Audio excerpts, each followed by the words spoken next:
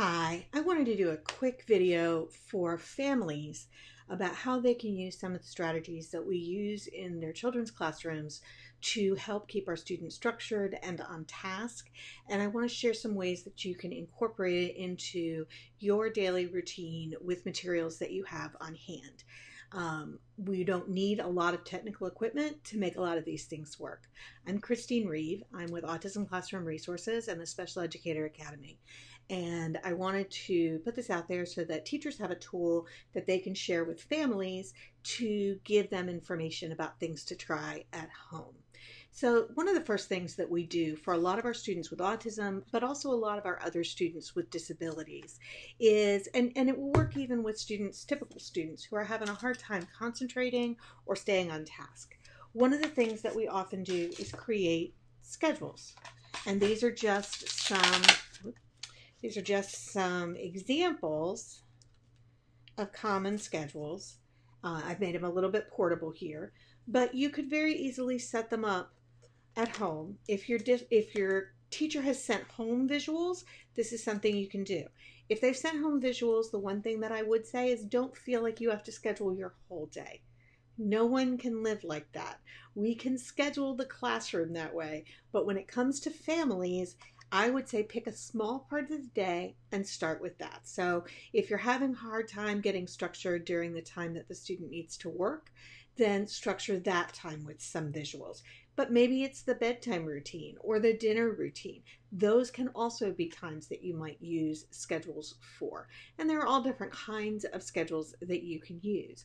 We often use symbol schedules that are just pictures and words. You could also use photo schedules, so you could just take pictures with your phone and print them out. There are some apps that you can get for that as well. Some of your students may be able to read, and maybe they just still need to manipulate, so you might have one. But if you don't have these fancy visuals, there are lots of easy ways to do this.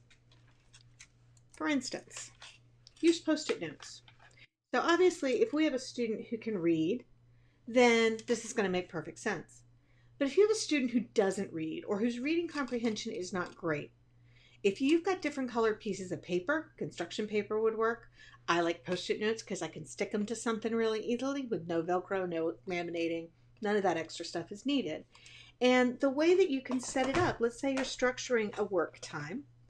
If the pink visual is read a story, and I put the pink visual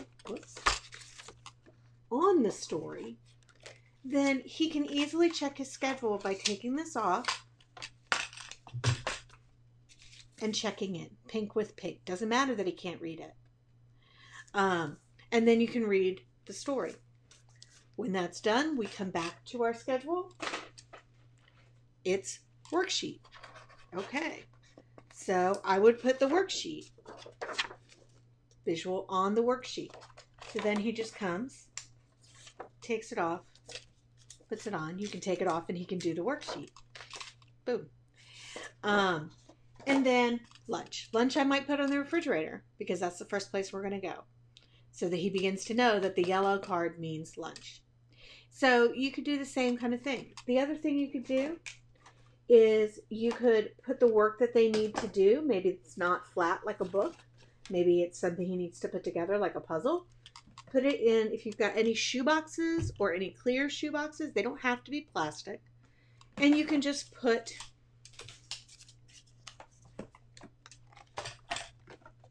your visual on that and put your work inside it.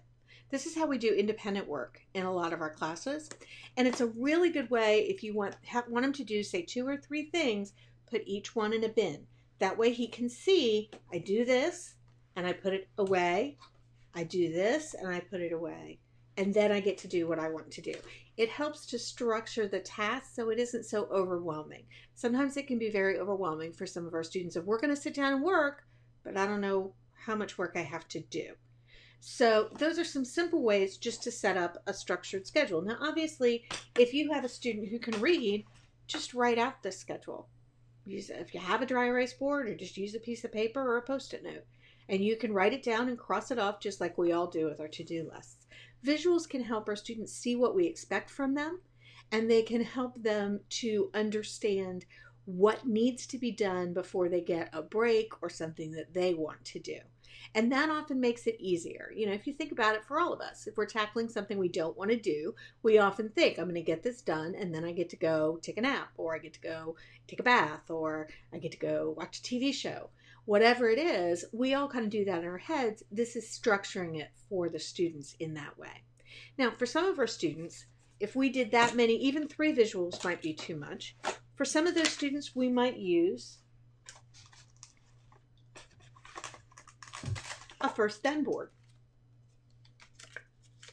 So a first then is simply, first we're going to do this, then we're going to do this. And it's usually first you're going to do what I want you to do, and then you get to do something that you like. And again, you can do it this way. You could do it written if your student is a reader. But you also don't necessarily need the visuals. Now, I am very bad about drawing, but I would use that same color system that I just used, or I would write it out on a Post-it note, and I could do it. Yellow is always lunch.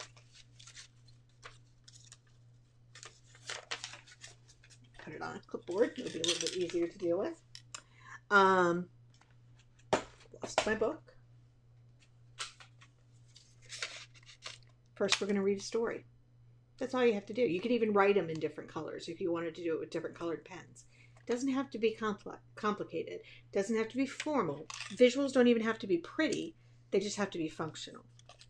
Another tool that we often use is we use a working for board. And so for a lot of our students, those working for boards might look like this at school. So they might have 5 or 10, and they're, you know, she's working for basketball, and every time she gets a right answer, she gets a high five with the buttons, and when she gets all 5, she gets to go play basketball.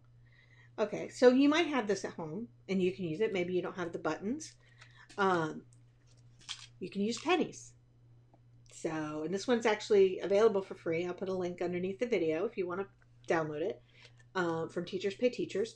It's just a really simple free working for board. So every time he gets a right answer. Now for some students, I might give him a penny every time he gets a right answer. For some, I might do it for every minute he stays in instruction. And when we get done with 10 minutes, he gets popcorn. Depends on what your teacher has said is what they're working on or what's working for you.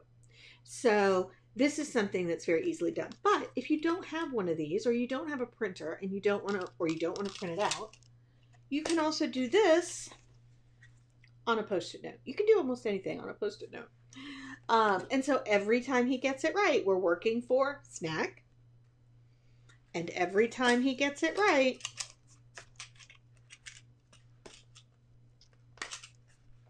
he gets a star or a check. I can't draw stars upside down. And when he fills them all up, then he gets snack. So again, you can use pennies. You can use this. You can use a pen. It doesn't have to be fancy to make it work. The key is making sure that you know exactly what you're giving as a reinforcer and that it is reinforcing. It's got to be something that the kid really likes, or the adult really likes. Doesn't always have to be children. And you've got to know exactly what you're giving the tokens or the stars for.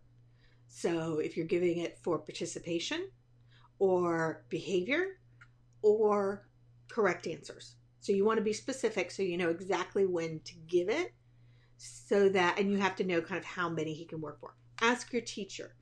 If they've used these at school, they're going to know about how many. Then I drop it down a little bit. So if the teacher says, he can do 5, no problem, I might think about doing 3. And here's an easy way to make that happen. Obviously, if you're drawing, you just give him 3 boxes. But if you are not, and you're using a token board, now he has to earn 3. We just start with 2. So we start with 2, and then he just has to earn 3 more. And every time he gets a right answer, good job, that was awesome. Good job, that was awesome. You get to go play basketball. That's awesome. So it doesn't have to be complicated. The other thing I would say is that we are in a very unprecedented situation. We're in a situation that no one asked for. We're in a situation with COVID-19 that no one expected. So we are flying the plane as we're building it on both ends. None of us have ever done this before. So if you're struggling with how to get work done with your student, start small. Start with one thing, then build from there. Don't feel like you have to do every single thing that gets sent home. If you're struggling with other issues in your household, if you're a healthcare worker, thank you. If anyone in your family is a healthcare worker, thank you. If a family member is ill, or there's so many other things that could be going on, and this is too much for you, that's okay. Don't stress yourself out about it. If you're having a struggle, many of our children don't work the same for mom or dad as they do for teacher. We know that. So that's okay too. Just try one thing. Try folding it into things that you do.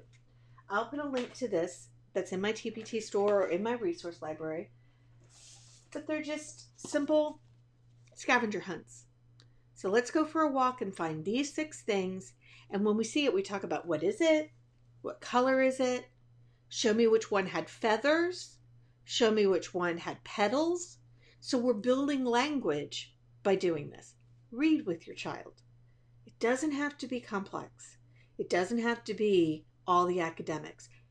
Include them in your chores. So have them fold the laundry.